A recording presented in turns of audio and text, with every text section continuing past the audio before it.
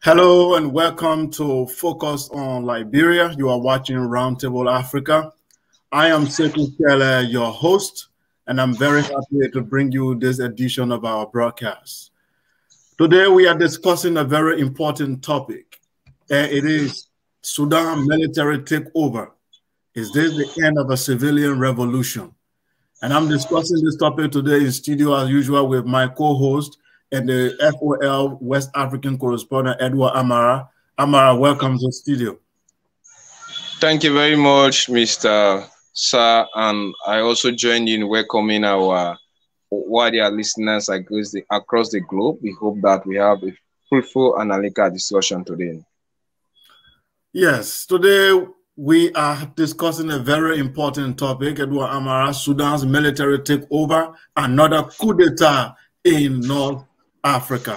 And this is going to be very, very interesting because as you already know, a lot of coups have been happening for the past few months around the continent. And this has happened again in North Africa.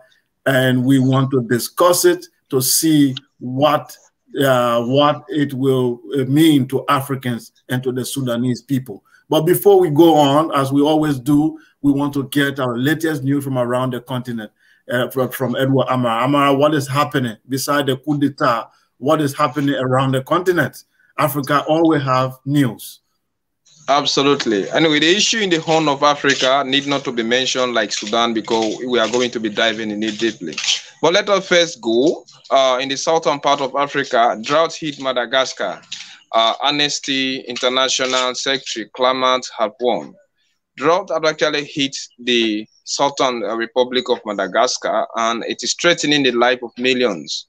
She have actually called upon the international community, UN, AU, EU, and other international bodies to ensure that they provide aid to Madagascar because this country have actually been suffering from drought. And she's saying that if urgent attention are not given to the country, thousands of people are risked to go into a scenario of absolute destitution. So it's actually pleading to the international body to ensure that they come to the aid of the Madagascar before people risk dying on a daily basis. Another one, we go into the western part of Africa, that is West Africa. A man in Nigeria arrested after he put himself up for sale.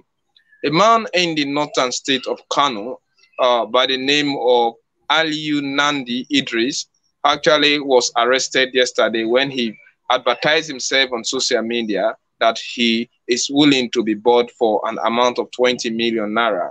He claimed that his situation is so severe that he is unable to feed himself, nor even cater for his mother. And he's in a situation that if he can't come to his mother's aid, both of them are going to die. So he advertised himself for an amount of 20 million naira. He claimed that should he be bought, he's going to give 10 million naira to his mother, and he's also going to give 5 million naira to the government as a tax payment money, 3 million naira to, 2 million naira to the agent who may discover the seed or who may actually eventually succeed in selling him. And finally, the 3 million naira will be used for his upkeep. The Nigerian, the police that they actually have a kind of Islamic police in the northern state of Kano, known as Habis, they arrested him. They said that irrespective of your destitute position, the law of Islam does not allow an individual to advertise himself on social media for sale or any other place. So the man is actually helping the police in investigation. The man who is a tailor by profession claimed that he has no option rather than to sell himself, and he wouldn't be in position to kidnap or kill or do whatsoever thing. So he has the right to have a decision over his life. Why the police in Kano State are indicating that their religious law does not allow anyone to advertise himself on social media per se. Then in another story, go also in the Horn of Africa, 4 Kenyan boys set a dormitory on fire. We all knew the humiliation that Liverpool gave to Manchester United on Sunday at Old Trafford. But boys in the dormitory school in Kenya, we are actually in dire need to watch the game. But the dormitory law state that boys or pupils are not allowed to watch game on Sunday. And when they were refused the opportunity to watch that particular soccer game in which Liverpool severely trashed and humiliated United at Old Trafford, the boys retaliated by setting the school ablaze, and they were arrested in the company of others who are helping the police investigation for an arson act. Another one, we also go into DRC. In the DRC, we have a controversial National Electoral Commissioner have been appointed. However, in DRC, the religious body have absolute right over the appointment of who is to lead the Electoral Commission. Why 6 religious groups are actually responsible for the suggestion, nomination, and also subsequent appointment in parliament. The Protestants, which are one of the largest groups into the country, including the Catholic, opposed the move by the president, Etienne Kisagedi, to appoint Felix Kitagedi to appoint Joseph Kadimi as the current country's prime minister. They said the issue was unconstitutional and the man has no right to appoint the man in the name of heading an institution which he may end up frauding the process for him to gain advantage in the 2023 election. The MPs, the opposition MPs, have joined the Catholic or the religious body in support of the idea. However, the president insisted that the issue was done in due process and is also calling the opposition leader on board to ensure that these issues are amicably handled. So far, so good. These are some of the most important things that are emanating out of the continent of Africa. Thank you very much, Edward Amara. It's very sad to hear the news from Nigeria from the man who tried to put himself out there for sale. It's very, very unfortunate. This, for a human being to think like that, then you should realize the amount of trauma the person must have gone through. Because sometimes this poverty and this hardship make life meaningless. It makes life so meaningless for some people to a point that they lose their sanity.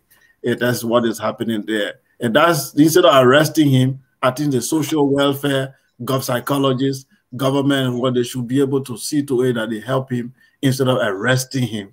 Because this is some of the things in Africa, just to arrest people. You have to understand the state of mind of the person. Why did they do what they did? Instead of us saying, oh, in our law, you don't do this.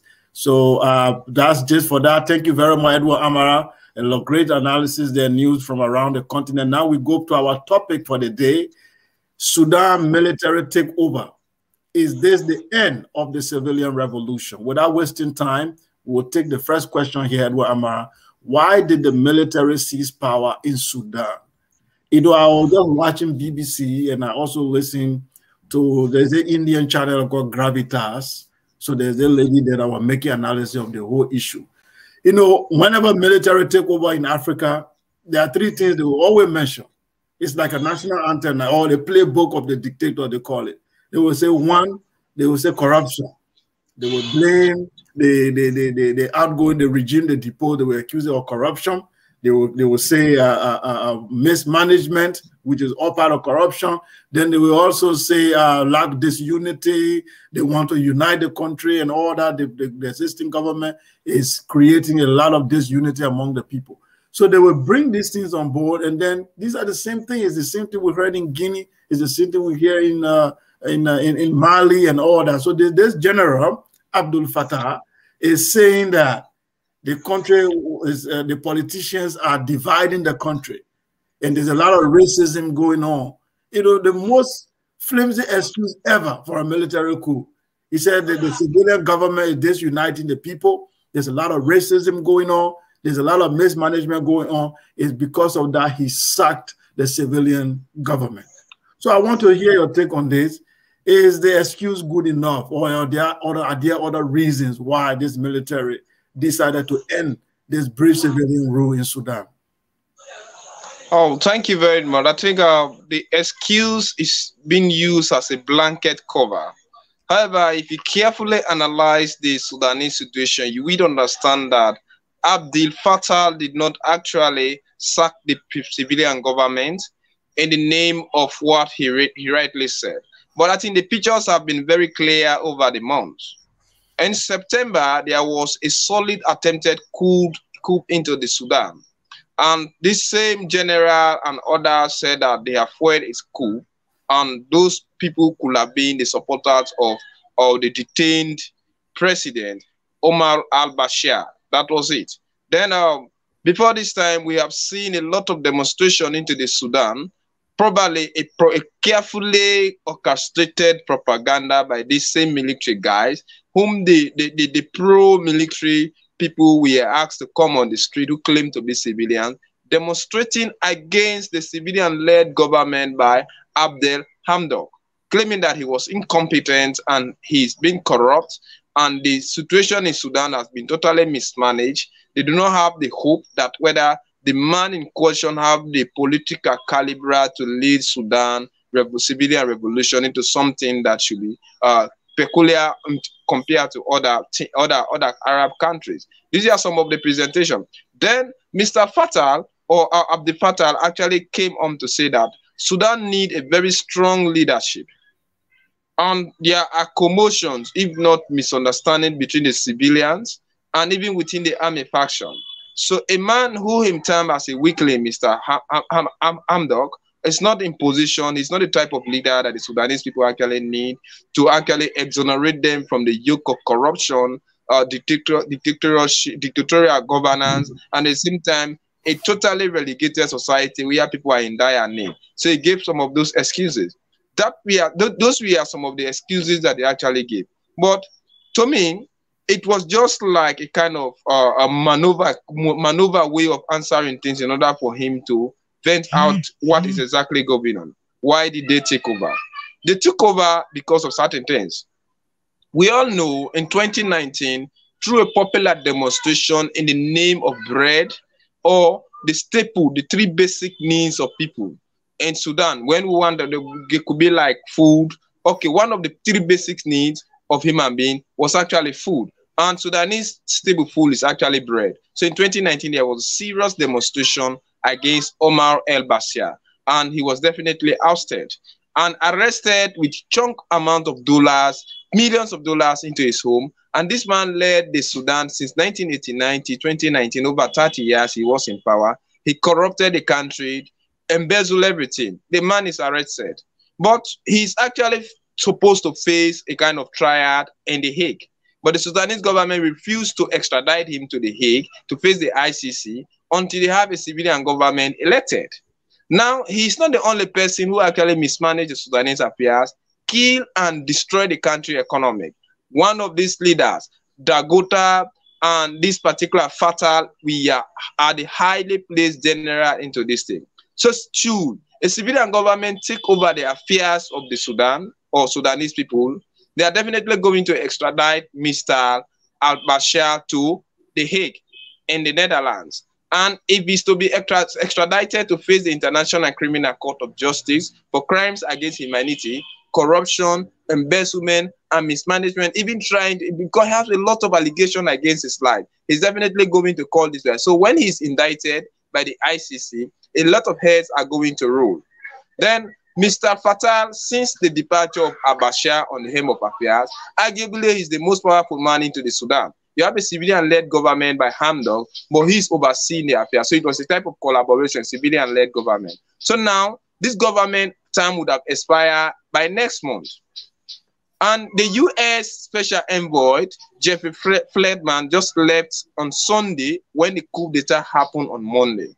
So we are thinking that should they allow a civilian to take totally on the to take the Sudanese affairs totally, they are going to be indicted. And mind you, as long as Bashir is in indictment and he's under a kind of military custody, they're having access to him. And they know very well that Bashir is willing to talk and to call their names. And if they're going to call their names, all of them are going to be indicted. So the best way they could do it is to play along the books and give these flimsy excuses, which are actually not right, for them to take over the government so that they can prevent Omar el-Bashir being extradited to The Hague. And at the same time, they also cannot be taken there for formal prosecution, because we have seen this on several occasions.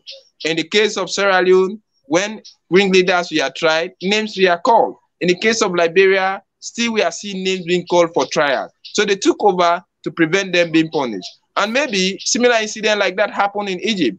We all know when Hosni Mubarak failed in 2012, in 2013, we saw Morsi being elected as the leader of the Muslim Brotherhood. But because his party, the US and other international body, termed it as the kind of what? Insurgent or Islamic movement or terrorist group, we saw people, popular demonstrators going against them. And Abdul Fattah al-Sisi took over. When he took over, as a military person who was definitely not elected, he used his position to impose his leadership. And that was very successful. And mind you, the Arab that we are seeing today into the Sudan are actually Egyptians who went there under Ali the Pasha, under Muhammad Ali. So they have similar things like that. So they only took over to prevent them being prosecuted for the crime. And finally, to conclude my point, when you see the Sudan today, almost the economy of Sudan is being placed in the hand of military. Everything are in the hands of military. They are leading the oil and whatsoever thing. So if they allow a total civilian government, they will become vulnerable and all their privileges are going to be cut off. So they still have the power to seize the authority of Sudan and release Bashir. Maybe Bashir could be tried under them. And one of the prepositions given by these leaders were that Omar al-Bashir should not be extradited to the Hague. Rather, he should be tried into the Sudan so they can have the access to manipulate the system, either to send him to his early grave and exonerate themselves. So these are some of the reasons why they took over. Absolutely. I agree with you there. The reasons they gave on the screen in front of the media, those reasons are not good enough. It's the same thing they get from the dictator playbook. All you do is that you overtake and then you just read out these things. It's the same handout. We hear the same thing from Mali. We hear the same thing in Guinea. So whenever military take over, all you need to do is to accuse the government of corruption and what have you. Yeah, there are those existing issues, but it's not good enough for you to turn around an entire revolution. Because remember, the civilians staged a revolution after 3 decades of military rule by Omar al-Bashir. So these people fought for the first time. This is an experiment of democracy in Sudan. Sudanese have never tested democracy. As of 1953, when they got their independence, there was the parliamentary system that they set, a parliamentary system of democracy. And that was short-lived. It was taken over by the military. From there, from different successive government, there has been coup d'etat until Omar al-Bashir took over in the 1980s. And Bashir has been ruling that country with iron fist until this time. And it is that type of leadership that led the Islamization and the military dictatorship. All those things led to the secessionist movement in the South. That's how South Sudan broke away from Sudan because of failed leadership, because of failed government activity. And right now within the country, the Arab mixed Sudanese and the Black African Sudanese are not united. The country is not united as it seems. There's a lot of pushback going on there. The dark Sudanese and the light-skinned Sudanese, there's that struggle going on in the country as well. So it is very, very dangerous for military to take over at this time, because if they give civilians the opportunity, at least democracy will come in. There will be debate. There will be discussion, consensus. There will be roundtable discussion. But putting this guy back in power to cover all their dirty deeds that they did under Omar al-Bashir, and then now bring back their Arab culture and then honor the military dictatorship, is going to lead Sudan into another chaos. And Sudan has really suffered a lot. This is a nation.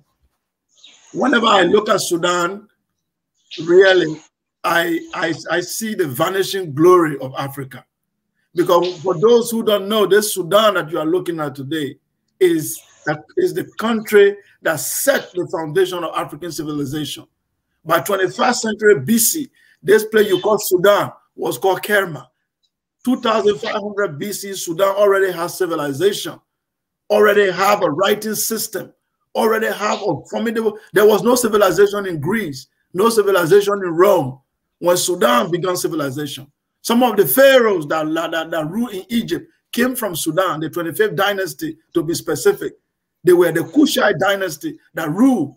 So Sudanese have a long history of glory, of wonderful, until even in the 16th century, Sudan became a Christian empire, very powerful Christian nation in Africa then, that were doing a lot of wonderful things, trading with the West and doing businesses around. Sudan was also great in the 16th century as a Christian empire before 19th century Muslim revolution took it over. Today, it is the Sudan we are seeing that look like a failed state, as if no civilization has ever happened there. as if these people have never had a history. These are people that produce kings and queens and great architects, scientists, astronomers. These are people that you are seeing today. They have been reduced to nothing because of this kind of leadership style that we have inherited from the colonial master, trying to subvert the legitimate rule of the people because we want to be empowered by all means. So the military, actually, the excuse that they are giving for me is not enough. I believe Egypt is undermining Sudan, and Egypt want to install a dictator there that they can control. Because you remember, Sudan is always struggling whether to adopt its own Sudanese culture or to have Arab culture. And the Arab nation always makes sure that Sudan remains an Arab, black Arab country, which it is not.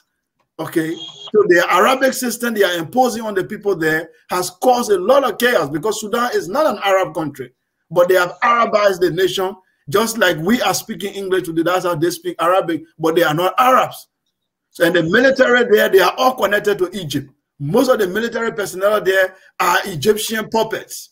So they are the one that are making sure that our country does not go forward to a democratic rule where there will be different debates, where there will be different culture, different people, opinions will be allowed. They don't want that. They don't want that. I think that's what is happening, Amara. Absolutely. I can't agree with you more on that. Absolutely. They want to turn Sudan into an Arab nation. Mind you, we have never had any condemnation from Egypt, and we have never had any condemnation from Saudi Arabia and UAE. And there are suggestions that the Arab League have the intention to back the coup. But as we dive into the program, we come across things like this. Right. That takes us very quickly to our second question here.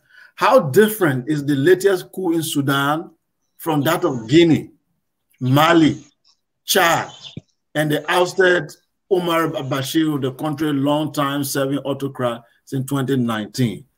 I mean, they are different situations, but they are all almost this. There are similarities and there are some differences. Okay.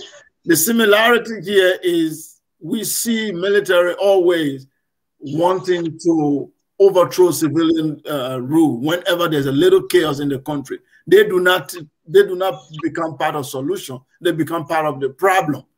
The military, always they are sitting now in the barracks, instead of thinking how to protect the borders, protect the nation, they are waiting to see any political disagreement among politicians, then they strike. And not that they will do anything better. Besides Thomas Sankara, we have not had any successful military leadership in Africa. Maybe Gaddafi and then maybe Thomas Sankara. The rest, and then maybe Jerry Rawlings. The rest of them in Africa have been nuisance. Okay? So whenever there's a political, and politics is like that, people, no politics will evolve without this kind of turmoil, debate, misunderstanding, election irregularities. These are part of the democratic process. Even the great United States that claim to be the bastion of democracy, sometimes they struggle with election results. Sometimes there are disagreements. Sometimes there are candidates who threaten the whole country. These things happen. But it does not mean that military should come and then suspend the constitution, take the country back again to zero. There's a lot of consequences, a lot of things are at stake. So I think they are all the same. These are a bunch of untrained military guys sitting down in the barracks. You know, maybe their income is not enough and they are finding a way to tell the politician to increase their salary and they don't have the means. So any little opportunity they have to take power, they just strike. I think that's all that's happening. It's the same thing in Chad. It's the same thing we saw in Guinea. It's the same thing we see here. Politics have to evolve. If the people do not like their leader, they have a way of going on the street to remove that leader. They can demonstrate. They can stage a revolution to remove that leader. We saw it in Burkina Faso. The Burkina Faso removed Blaise Compaoré without military generals.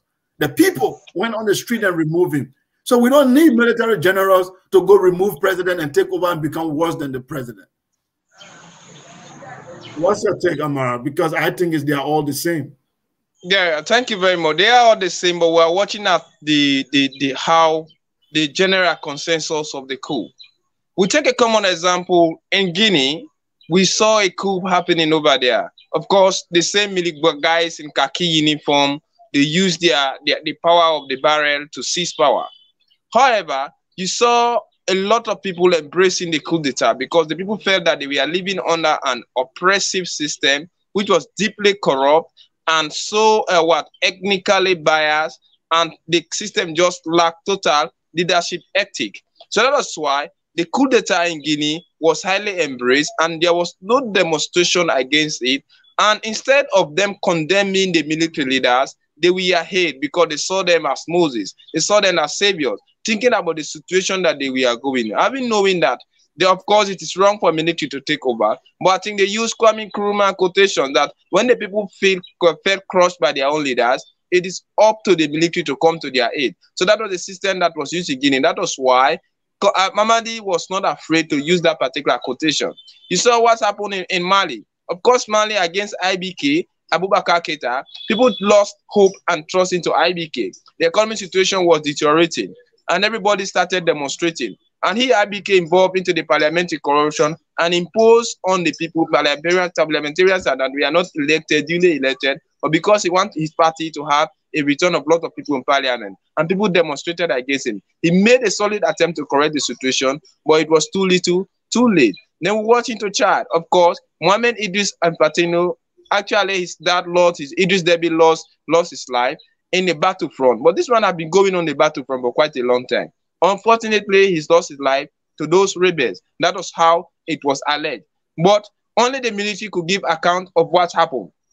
Maybe some people saw it that his son wanted to take over, and he did whatsoever thing he could, and he definitely took over. You watch at the attempt that happened in Guinea-Bissau a few days ago. But in the situation of Sudan, things are absolutely different.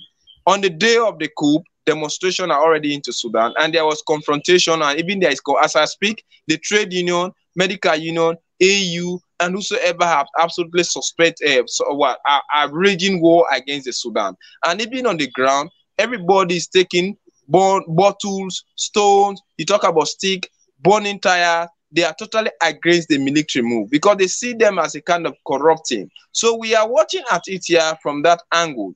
In the Sudan, the coup is not welcome. The military are not seen as saviors. They are being opposed because they want to impose their leadership on the people and to circumvent the awaiting justice for them, and to also aid Bashir escape from facing the international court, because Fatal, who is now the current leader of the Sudan, knows exactly that he also going to be indicted. And after taking over, he claimed that those people are corrupt, and he even seized the PM. The PM whereabout was not known, including his wife. He claimed that he had done so to save those people's lives. But their lives was not actually at threat. Rather, he endangered their life. And up to now, the information minister is claiming that a chunk number of cabinet members are still under arrest. So the major difference is that nobody in Sudan who is a patriot, who knows what they have underwent under Bashir, and now with this so-called military are supporting the coup. So they are opposing. In Sudan, they are not seen as savior. In Guinea, they were seen as savior. In Mali, in fact, they were calling upon the military to intervene so that they can salvage the situation. Yeah, I sorry for cutting you off. Yeah, I agree. You know, the difference is there where the Sudanese are demonstrating they are against the coup. While in Guinea, we see people embracing the coup. That is that different.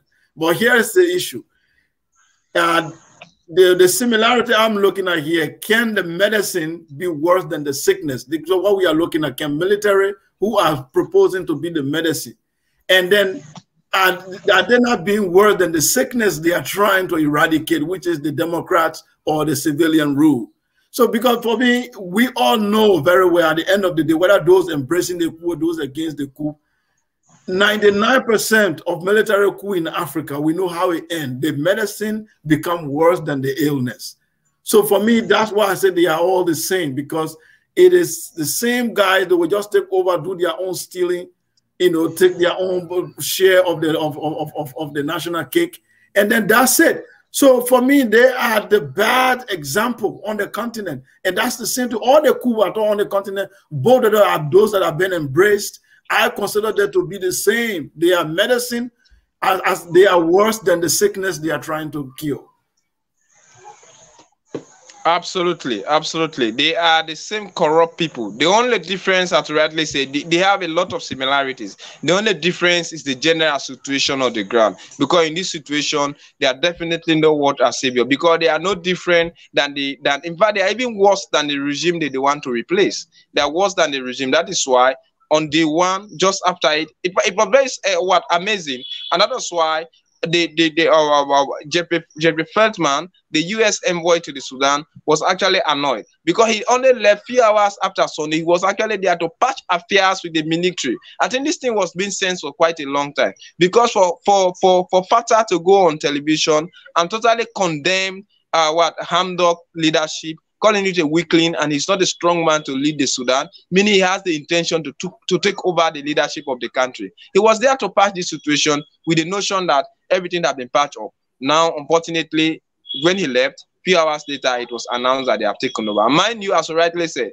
the Sudan is also fighting war in the Nuba Mountains, in the Kordofan region. They are fighting some of the movement over there, and they're also fighting war in Darfur. They have certain rebels over there. So everything is just at risk, and they should understand that Sudan is definitely not peaceful, and the general's involvement is going to jeopardize the situation. It's definitely not peaceful, and these military are not making it easy. They have been the problem. The main virus in Sudan is the military from the very beginning. If we look at history, if we go back to history, we find out that the main problem has always been the military. They are the one who imposed the Arabic culture on the people. That's why the South broke away. They are the one always taking instruction from Qatar, Saudi Arabia, Egypt, and imposing on their own people, knowing very well the cultural diversity of their own country is different from that of the Arabians. They've discovered, they don't find it, they have not realized that you have the Nubians, you have the other people, different groups, ethnic groups in Sudan. They are not the same people, but at least they can be united only under the Pan-African system. But they want to ignore that and try to rewrite history and impose the Arabic system on the people and make it appear as if they are black Arabs. And some other people are not taking that. That's why the war doesn't end. The war you have in the Nuba Mountain, the Darfur, the other places, there are people who are resisting the complete Arabization of the country because they are saying that we are not Arabs. We got our culture, we got our way of life that we want to live. These military connected to the Arab country are saying no. In fact, in their schools, I learned that if you speak a Nubian language, you will be punished. You can even be expelled from the school. You have to speak Arabic. And these children, when they go back to their houses, they speak their language with their parents. The parents say that we are not Arabs. You see? So these are some of the things that are going on. There's a cultural clash going on. There are external interest groups that are trying to suppress that country, that beautiful, wonderful country. And they are trying to turn it into another failed state. And Sudan is even becoming a fertile ground for terrorists because it's going to be very detrimental to Africa because Sudan is connected to the Horn of Africa, connected to Ethiopia, connected to... It's actually in the Horn of Africa. It's in Africa. Okay, East, Northeast. East Africa, right. Yes. In the northeast of Africa, but its location is actually in the East Africa. Right. So it's not part of North Africa. Right. Though heading towards it, no, but it's not part of North Africa. It's not, part of they didn't put it in that bracket of North Africa, but it will be considered Northeast. It's in East Africa, northeast of Africa, but it's actually geographically it is located in East Africa. Right, but then it shares common border with the North African countries. Okay, absolutely. Culture and history, especially with Egypt, they have history going back 6,000 years with Egypt. So these are almost the same people there before the Arabs arrived. Them going down, they are connected to Ethiopia and all these people. So if anything happened there, Sudan becomes a fertile ground for terrorists, then all these countries are in trouble going to Chad. And you know already Chad is unstable. Okay, Chad is unstable already. So if you have Sudan in trouble, you are going to have a spread of terrorists in that activities in that area. And then Africa will be in another great mess. So I think military takeover at this time was a big mistake. The protest should go on, and I hope the people succeed again to stop these people from destroying the revolution that remove Omar al-Bashir. Absolutely, absolutely. Yeah. So, but what do you say to, because the European Union, they just condemn, they make condemnation, and then they're going to sit back, and then why do you think African Union would take some other action, even though we've seen they've not done anything concrete in the last two coups d'etat that have happened so far? What do you think would be the role of African Union at this moment? Thank you very much. I think it's a similar question related to that. We know in the first place, we expect them to perform their traditional rules.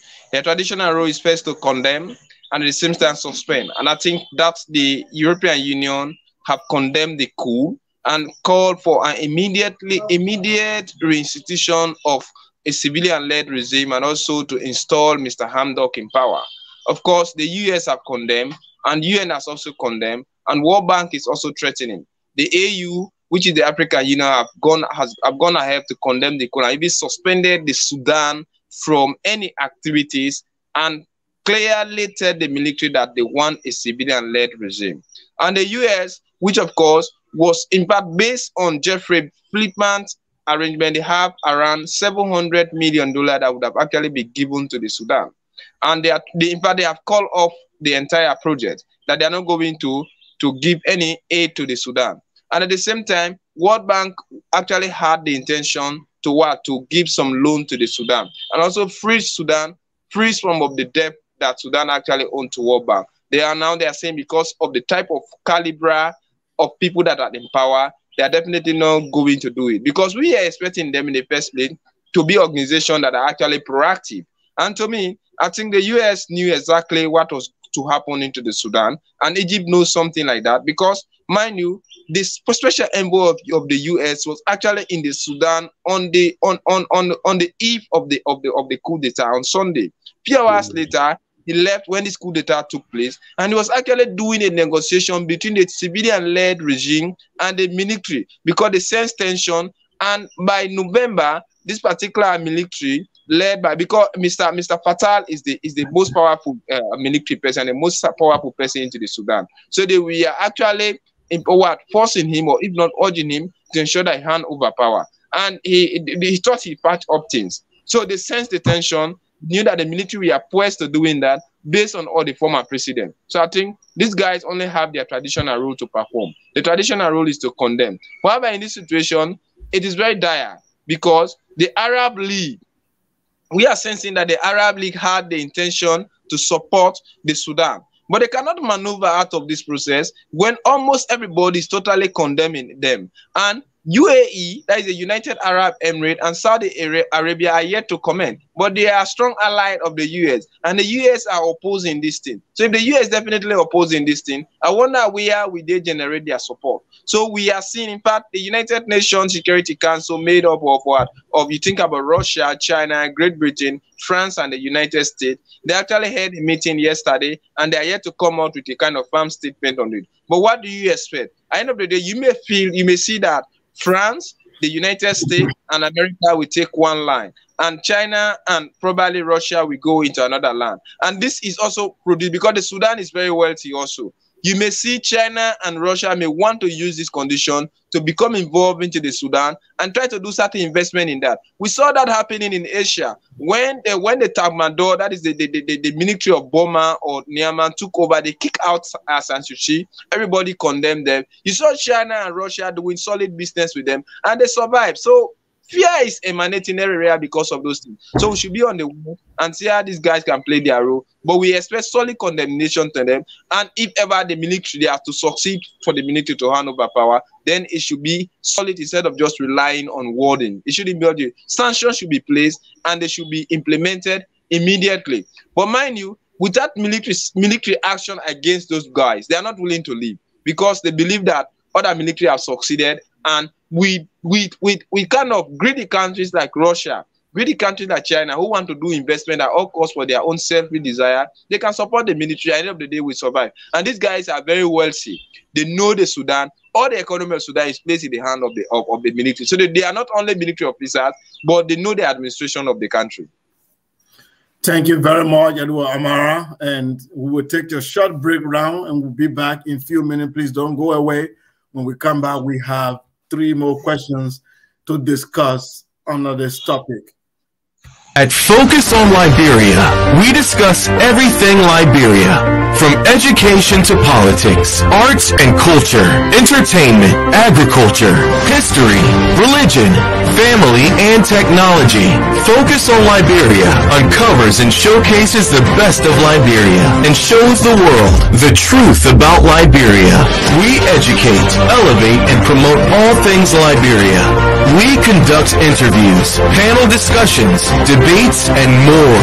Tune in to Focus on Liberia on Facebook and YouTube and be a part of the stories that make up the news. This is Focus on Liberia, and I am Dennis Ja.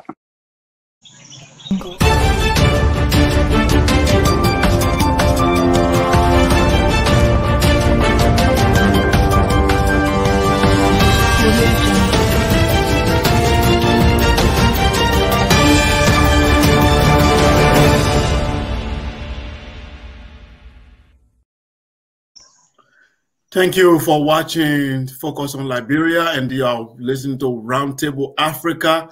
And we are discussing the topic here, Sudan's military takeover. Is this the end of the civilian revolution? And here, our third question here, Edward Amara, is with growing unrest in Ethiopia, Somalia, Southern Sudan, what is at stake in the Horn of Africa? You know, we touched on it a little bit before we went for break. That look, Sudan, the geographical location of Sudan is very, very interesting because this country sometimes is considered North Africa, sometimes it's considered, like you usually say, considered East Africa, because part of it actually, geographically, part of it lies in North Africa as well, because you can literally walk from Sudan to Egypt. So it's the people ride camels to go, it's the same. Okay, they are on the same, they are in the same area. So if Egypt is North Africa, Sudan is almost North Africa. However, a large part of Sudan rests in the Horn of Africa, or East Africa there. That's why they have Ebola, Eritrea, and all these places. So Sudan, there are a lot of political unrest surrounding Sudan already. Ethiopia, we know, is having problems with its region in Tigray. Somalia has, for decades and decades, Somalia doesn't have peace. Uganda is relatively stable, but we know you still have people here and there pushing against the government.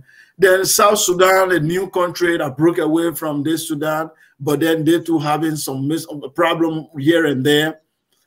Then Sudan, in the middle of all this, is having this kind of trouble. What do you think will be the impact on these other countries? Should Sudan, degenerate into chaos or a full-blown war or political unrest? How will it affect these other countries that are already struggling? Thank you very much. I think Sudan is classically located and a geographical connection with this area. It means problems are looming over. I think there is a tsunami of disorder going on in the Horn of Africa. You rightly stated, Ethiopia was a bit stable, but since the taking over of Abyei, we have seen war between the federal government of Ethiopia with that of the Tigrayan region. And that particular region is definitely not peaceful. And even you watch their air raid on Tigray, people are losing their life on a daily basis. You watch Somalia. Somalia, Mogadishu is just like a dead man ground. Anytime you can be there and die today, you go into, like, I guess, any other place. It's just definitely a kind of ground that nobody see. Al-Shabaab is walking over there. They are assiduously walking, and they have the intention to establish an Islamic state into Somalia, and they have the intention to overthrow the government that is based in Mogadishu. Why those in Mogadishu think that they can take over everything they want to take? Then you see Uganda. Of course, Uganda is relatively stable compared to these countries that I have named. However, with a dictator like Yoweri Museveni on fire, or at the same time, he's in power for quite a long time, over 30 years now. You have Bobby Wine, who is a very young man, background, and he has been mobilizing the youth against this particular long-time dictator. Of course, Kizza Besigye, the long-standing opposition leader into Uganda, is not as strong as it used to be. Then you watch at Southern Sudan, where you have what you see Juba and other places, Salva Kiir and Riek Machar. These are rebel group. They are just two rebels coming together to form the government. They have not been on equal time. And arguably, foreign military in Southern Sudan are more than the country military itself. And people are being killed on a daily basis. Rape is taking place. There's kind of ethnic violence. And Sudan is over there. So I think everything is just at stake in East Africa, in the Horn of Africa. In the Horn of Africa, when you watch at it, politically in type of armed conflict, it is usually disturbed than that of West Africa, because they are situated around themselves. And Sudan now share border with most of those countries. And you watch at rightly say Sudan has share also border with North Africa. And almost all countries in the northern part of Africa are facing terrorism threat. Ethiopia, Egypt is not at peace because you have ISIL and other places attacking them. So Egypt, even around the Sinai mountain, they always carry on attack over there. You watch at Tunisia. Tunisia is not also peaceful because they may have demonstration. The Arab uprising all started over there. At the same time, they have Daesh and ISIL also affecting them. You go to what? You go to Morocco. Morocco has their own problem. You get to Libya. Of course, Libya is the worst of all. And all of these things are there. So that is why you watch at it. Definitely, since East Africa, there's a country of East Africa, some share country in Northern Africa, and Northern Africa is not actually at peace with this particular development. I think there is a kind of risk that violence may escalate, and nobody may end up coming to one person's aid because everybody has a kind of domestic problem to solve, armed conflict to solve. That is why, and even most of the countries within East Africa, they are not also actually peaceful. Sometimes ago, you saw a kind of a war of wars between Rwanda and Uganda. They even closed their international borders, accusing one of aiding rebellion into another country. You watch at Burundi, only after the death of PS Nkurunziza, who manipulated the constitution to install himself in power, peace came in a little bit. Of course, in Tanzania, we have a very strong man who died. We are seeing Similu now on power. But when John Magufuli was in power, they used to suppress the opposition. But things like that used to be peaceful. But North Africa, in the East Africa, something is at stake. There's a possibility that a tsunami of disorderliness is going to be at the order of the day. And if they do not take time, most of those countries definitely go into war because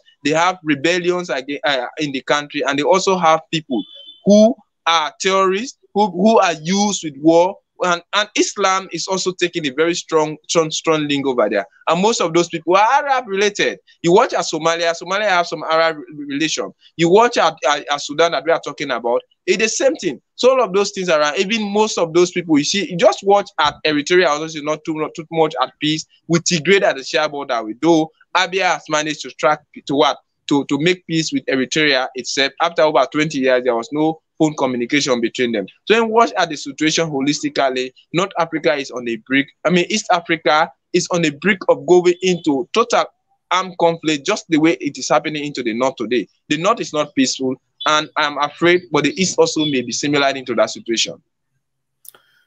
Yeah, Edward Mara, it's really, really heartbreaking to see, what is happening on that continent. Our leaders, after almost half a century since we got out of the European colonialism, it seems that our leaders they don't have a clear vision of what they want to do. There is no clear-cut vision. It's like this red carpet presidency is something big for them. And it's not taking us anywhere because these countries are just breaking up and breaking up. The entire North Africa is a time bomb. People don't know that. They are relatively developed compared to many sub-Saharan countries, but they are a time bomb because they have little pockets of terrorists all over their countries that can explode at any moment. Okay. Morocco, there is an entire region in Morocco that want to succeed. Those ones have been fighting for decades. Western Sahara. Yeah, they want their own country. Okay. This is the same kind of disorderliness that crept into Mali little by little until you saw the Tuaregs began to request for their own country. You see, now Sudan is breaking up. Ethiopia is breaking up. And all these things are happening. Eritrea, there's a lot of Eritrean refugees in Sudan. They have been running because the dictator in Eritrea, he's more than a rebel leader. So people are running away from Eritrea all the time. They are settling in Sudan. And Ethiopian refugees are also in Sudan. So imagine Sudan going into chaos. These people will run into North African country where most of them will become slaves to these Arabs. So we practice terrorism and they will be wrongly radicalized over there and come back to wrongly radicalized. A lot of Somalians that even go to North Africa, it's either you being enslaved and become a domestic workers for these Arabs that really hate black people passionately, or you become radicalized and join one of their movement, and then you become radicalized, and then they use you for more destruction. And the more you have unemployment in that area, the more there is joblessness, the more the leadership there is not stable. People are likely to be radicalized because everybody wants to be attached to something.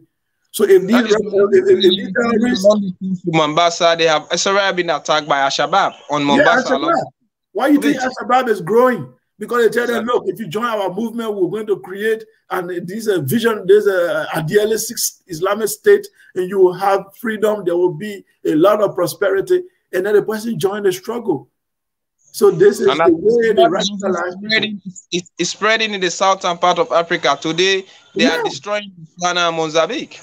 Mozambique that used to be a tourist destination is now a terrorist hub. So Botswana is also worried. You see, where are we going? This is what PLO Lumumba was saying a few days ago. Africa might be recolonized again if they are not careful. This continent might be recolonized. In South Africa, as we speak, the white South Africans are asking for their own country. They want to secede. They want to create their own African state. Because they say that when the black took over, the country is now going foul. And they feel that they are incapable of ruling. So they will create their own country. This continent might degenerate into chaos. People are saying Africa is rising, Africa is the future. These people that are optimistic, it's good to be optimistic. But when you look at the data, you look at the facts, you look at what is happening, you be realistic.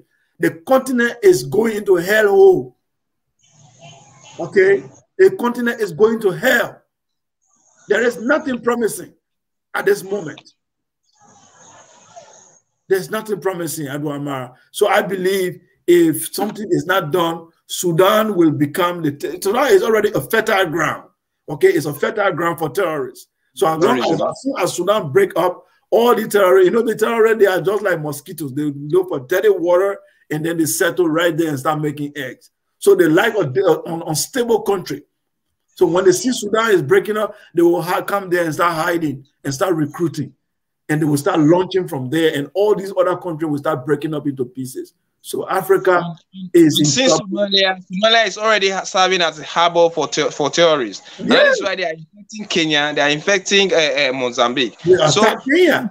Yeah, they can use Sudan as another area where they can easily be distributing themselves. And you see, Ethiopia is already at war with Tigray. They can radicalize those places. And mind you, Eritrea, Isaiah Ifikwite is not the kind of good leader. He's very worse. And most people, Eritreans, are leaving. They do not even want to come into the country. So should they succeed to settle over there, they can easily radicalize most of those Eritreans fleeing from their country, and they get back, they may not have to fight against their country. So what are we seeing? It's a kind of total disorderliness that may definitely be Africa.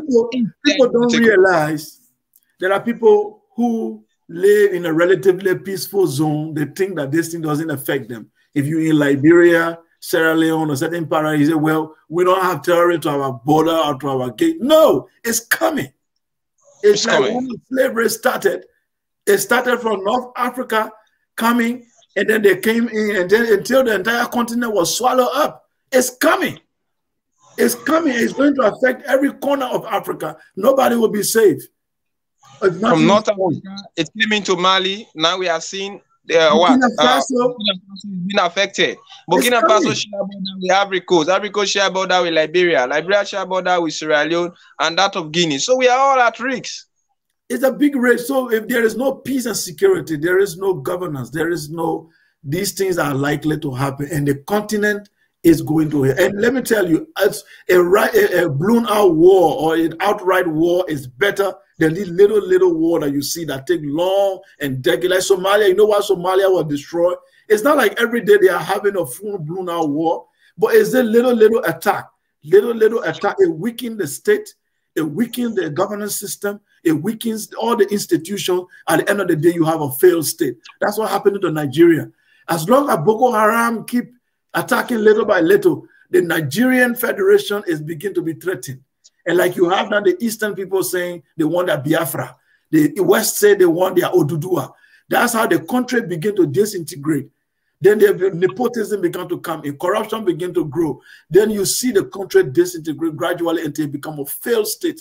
That's how it happened. It's not like this guy will just win the war one day. No, but they will make sure they put poison in the system. And that poison will spread until you no longer have a country and you no longer have a continent. So we really hope African leaders can see beyond these things so that they can create a united, powerful state that will protect all of us. Otherwise, we are heading for recolonization of Africa in the 21st century. This brings us to the other question here, Edward Amara. AU, UN, US, EU, all these, we are calling them the club of gangsters. The Arab League and other international bodies have condemned the coup. But do they have the power to force the military to hand over power? What's your take? They do, provided that they use it genuinely. And of course, AU has done hers, and she can do nothing than that. Because even when we see after pledges, you cannot say AU pledge or AU has pledged a kind of amount of money to give to the Sudan. They do not have it. All they need to do is to suspend their collaboration with them. But AU is a mere club. If you contribute, they turn to your affairs. If you didn't, they won't come. But you see the EU, Sudan depends on the EU, they depends on World Bank, and they depend on the US, and they depend on places like Saudi Arabia and UAE. And also they depend on moral and military support from places like Egypt, who have actually been silent. Now, they actually have the power to ensure that the army can be forced to give power back to the civilian. Unfortunately, most of what we have been seeing is the still traditional response. In short here, they condemn and they remain silent over what has been happening. Mind you, a success of other military coup d'etat in West Africa, in the like of Mali, in the like of Chad, in the like of Guinea, may also give this guy hope. Even what is happening today in the Middle East, you talk about Myanmar now, and since Suchi is not in power, the Turkmendot military have taken over. They are controlling the situation. And AU, UN, UN and other international bodies, the US, France, Germany condemn the coup, but they remain silent, and those guys are taking over. Maybe because Sudan is wealthy, they have oil and other natural resources. And those mineral resources are there. You have hungry countries like Russia, you have hungry countries like Turkey, you have hungry countries like China, who may easily come in to do their investment. Maybe they can do it, except with sanctions within themselves, and they kind of forcibly forcing others not to make any formal or informal transaction with the military.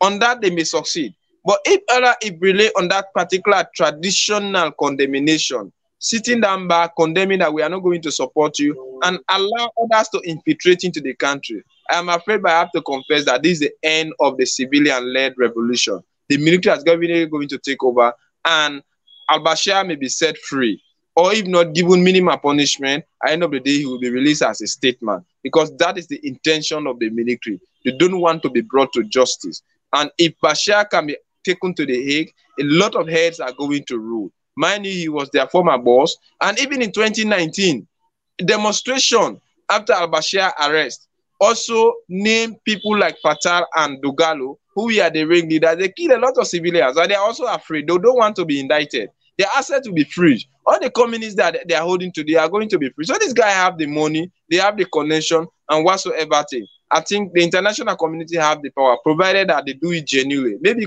this could be a precedent for them. It happened into the Gambia. It happened at Sao Tome and Principe. Nigeria just threatened them, and the overthrow of the government was seized the next day. In the Gambia, they succeeded in doing away with Yahya Jammeh. So it is possible that they can set another very good precedent in Sudan, or else Sudan may end up being another Somalia, a vulnerable line, volatile, where anybody can be alive today and killed the next day. I couldn't agree with you more there. That would take us to the final question here. Should the latest military takeover in Sudan succeed, like that of Guinea, Mali, and Chad, which other countries in Africa should be on the watch?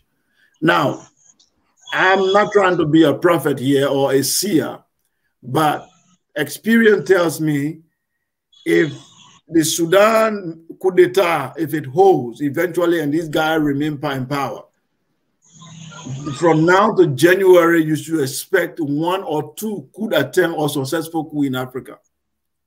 Because this is how the Arab Spring began. You know, from one country, it led to the other. And people always learn from each other. When Chad succeeded, the Guineans, the Malians decided to stage their coup, and they succeeded. And so Guineans were like, oh, then we can do this. The Guineans did it, and then nothing happened. They are still in charge. Now the Sudanese say, what if these guys can do it in West Africa and then they held their grounds? We can do it again. And they did it now. If Russia and other people, you know, try, because now the international community is always divided. There is the power game that is going on between the West and China and all those things. If they start to sponsor these military leaders and then the Arab League try to sponsor these guys in Sudan, they will remain in power. And expect another military coup from now to January in Africa, from either West Africa or East Africa, anywhere, there will be military coup attempt or a successful coup, because this is how it happens. If you're able to stop one, they become a deterrent. But once 2, 3 successful military coup, they are going to repeat. And this generation of African that we thought would be democratic, the generation of African that we thought would lead an African Renaissance revolution, will end up finding itself face to face with military dictators. And that would be a very big disaster for our generation. We thought this is a transition period between the old people who had a myopic way of thinking and aligning themselves with Westerners, aligning themselves with outside interest groups at the detriment of their country, and this new generation that wants to really bring about revolution, renaissance, economic revolution, social reform, democratic principle, integration of the continent. We thought that's the generation we are in, but we might end up seeing the generation facing military dictators who are more cruel, naive, and crazy than the one we had in the 80s. I can't agree with you more. I think you rightly stated, because it is very wrong to set a bad precedent, because people may end up learning from it. As we are discussing with the TRC the other time for Liberia, should an international court not be set, they are definitely setting a bad precedent that another generation may be just think that they can commit crime and go court-free. It's the same thing that is happening. If the latest coup in Sudan actually succeed and the military succeed to take over at the helm of affairs, so those who have taken a long time into power should actually be in reward. In the first place, we saw what happened in Angola when Eduardo dos Santos left power. He thought that his regime would have actually succeeded, but the man who took over power is now definitely persecuting his children. Isabel dos Santos and others have been brought into trial. Then that one will instigate fears into the like of Yoweri Museveni, who has been in power for quite a long time. He may not want to appoint a foreign person, rather he will appoint somebody like his son, and now there are claims that he's training his son to definitely replace who he is now in the late 80s. Now that could be one. And if it doesn't have strong support to the military, expect that a coup d'etat can take place over there. And even when it happened, when there was an attempt into the Sudan, he signaled that if anybody made an attempt, that the son made it very clear that they will kill you from the beginning to the end. And the coup d'etat that happened into Guinea, somebody asked, the BBC was interviewing Bobby Wine. When he made certain statement that he's not saying, but the Musuba Nika should be removed through legal means. And the son threatened on television and whatsoever thing. Then watch at what is happening in Eswatini. We are in Swaziland, which now names have been changed to Eswatini. Demonstrations are going on against the monarch over there, saying that he should step down, and he's refusing. And on a daily basis, people are being striked over there. So we are also expecting things like that. Look at what is happening today in the Cameroon. Paul Biya is so old to understand that he doesn't understand himself, and still he's leading what Cameroon, and he depends on the military to suppress the people so that he can remain into power. So if Paul Biya die eventually, do you think that the military will have a kind of civilian to take over? No, definitely they will tend to encroach on power. Even watch at the Equatorial Guinea, where you have this man, Theodore Obiandere into power, his VPs being his son. And people are not actually happy with those things. They are well corrupt. They have manipulated the system, and their way of behaving is so unscrupulous. And people are actually on the verge of doing demonstration whatsoever. They are definitely not happy. See what is happening today, to crown it, or look at what is happening today in Central Africa, Bongi. They are having the Christian Balaka and the anti-Balaka fighting among themselves. They are having a civilian government. So now they are even taking the notion that a civilian is not capable of leading the country. They need a very strong man who is like an army. So should that particular situation take over, people who are facing similar situation like that, we communicate itself to them, and you see this military guy coming over. So I'm afraid, but we are seeing something going back into the 60s, what used to happen just after independence. That is the situation that Africa is about to face. And if Mulumba rightly said, if we prove ourselves so vulnerable, mentally vulnerable, not to be able to handle Africa affairs, the white people will use this as a pretext to invade us, and may not colonize us, but they may have to dictate our financial affairs. And if we can be politically independent but financially not independent, because we end up buying war materials from them, arms and ammunition, and there is no other investment that is so expensive to undertake compared to war. Because if you fire a bullet today, it is done. You have to go and purchase another one. So that is why on a daily basis, the white continue to manufacture weapons, because they are using Africa as a market, and we are using those weapons against our own brothers. It is very, very frustrating and disappointing. Thank you very much, Amara. And like when we say colonialism, like you rightly said, we are not saying the classical colonialism that we know, that there will be guns on people's head and they will be carrying baskets and oranges for white people on the street to be cleaning their toilet in Africa. That's not. But what's going to happen when someone controls your educational system, control your economics, control your politics, then also control your elite, then the person have colonized you, because every way of the intelligentsia in your country and everything will move toward the direction of that country dictate. So that's what is happening, and it will be more if the country eventually disintegrates and the Europeans are able to set up puppets all over the continent to rule in the interest of Europe. Then we are done. Then there is nothing left for us other than to obey whatever they say. And we hope that our generation will not allow this to happen. This coup d'etat needs to stop. Politics, we should always go on it, dine it on the table, to dialogue. We should be able to have explore all the political means, explore all the democratic processes of changing government, but never, never through the gun and the bullet. It will never help. The outcome will always be negative, 99% of the time. So we really hope that this thing has to stop before other military generals begin to see this as a good news, as a wave, as a new revolution that have come and they have to follow. Everybody have to remove their democratically elected president. They are going to send us back to 1960. They are sending us back to 1980. And we don't want that. We want to advance. We want these new Africans that have gone to school, graduates like you, Edward, have come out with new intelligence, new understanding of things, to be able to come out there and sell their ideas to the people and then take the affairs of government. We don't want someone jump out of barrel with a bullet and then suspend our constitution and sit over tomorrow and start to broadcast, and then we say there is our new hero. We don't want that. You want to be hero, we will have to look at your track record, go through the ballot. We have to elect you properly. You see, that's what we want. We have passed the stage where someone put a bullet in our head to take over our country. We don't want that kind of system. We are done with it. We've suffered the consequences. That's why we are where we are, and we don't want to go back there. No matter how. I see some Facebook, some people are saying, oh, it was in Liberia, your time is next. It happened in Guinea, you are next. I said, these are people who have not read their history books. These are people who have not opened even chapter 1 of their history book to understand. You think what is happening in Guinea is sugar and bread? Or because you don't like certain president, you think there should be military coup? Do you know the consequences? So people don't really understand.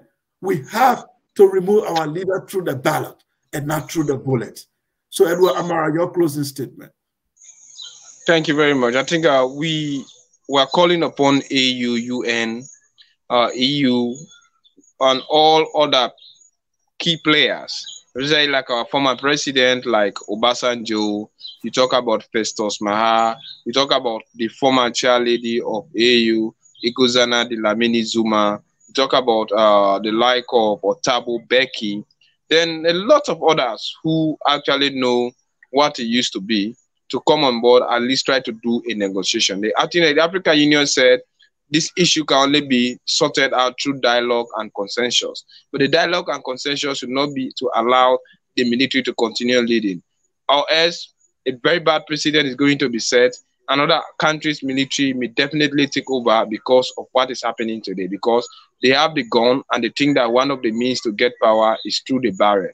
So far, so good. They should understand that the barrel is not the only solution to taking over power. This army are not actually meant to rule, rather to defend us from foreign aggression, and they should protect our life and property, and we can need them in time of war. But thank God we are not fighting war, and they should not use the legal right given to them to perpetrate violence on us. Thank you very much. Good night. Thank you very much, Edward Amara. Your contribution is always recognized and appreciated on Roundtable Africa. Thanks to our viewers. We may not read your comments today because of time, but we thank you and we will value your contribution. We will be here again next week, Wednesday, 1 p.m. Eastern Time, to bring you the best from around the continent of Africa as we inform you and as we share our ideas and our opinions. Thank you very much, and we'll see you again next week. We close with our song, our classical song, We Are All Liberians. We are Liberians. Liberia is our home. Liberian people.